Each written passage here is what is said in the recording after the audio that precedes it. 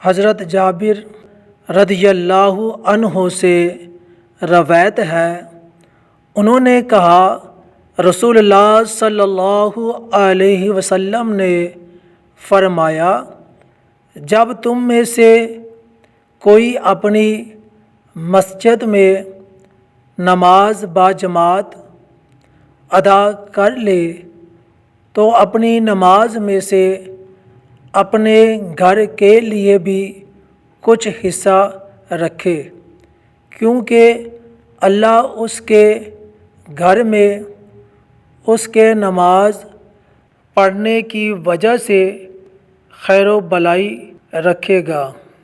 حضرت ابو ہریرہ رضی اللہ عنہ سے مروی ہے، رسول اللہ صلی اللہ علیہ وسلم نے فرمایا، باجماعت نماز تمہارے اکیلے کی نماز سے 25 گنا فضیلت رکھتی ہے، اور فجر کی نماز میں رات اور دن کے فرشتے اکٹھے ہو جاتے ہیں۔ چاہو تو قرآن مجید کی یہ آیت پڑھ لو۔ ترجمہ: اور صبح کی نماز قائم کرو، کیونکہ صبح کی نماز میں فرشتے حاضر ہوتے ہیں۔ رسول اللہ صلی اللہ علیہ وسلم نے فرمایا، جس کسی گاؤں یا بستی میں 3 فرد بھی ہوں اور ان میں نماز باجماعت کا اہتمام نہ ہو تو شیطان ان پر مسلط ہو جاتا ہے، لہٰذا تم جماعت کو لازم پکڑو۔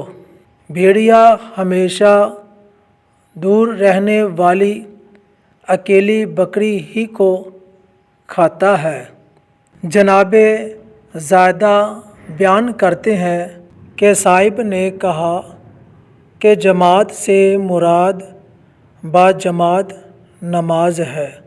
رسول اللہ صلی اللہ علیہ وسلم نے فرمایا کہ امام لوگوں کو نماز پڑھاتے ہیں، پس اگر امام نے ٹھیک نماز پڑھائی تو اس کا ثواب تمہیں ملے گا، اور اگر غلطی کی تو بھی تمہاری نماز کا ثواب تم کو ملے گا، اور غلطی کا وبال ان پر رہے گا۔ رسول کریم صلی اللہ علیہ وسلم نے فرمایا کہ جس نے 1 رکعت نماز باجماعت پا لی، اس نے نماز باجماعت کا ثواب پا لیا۔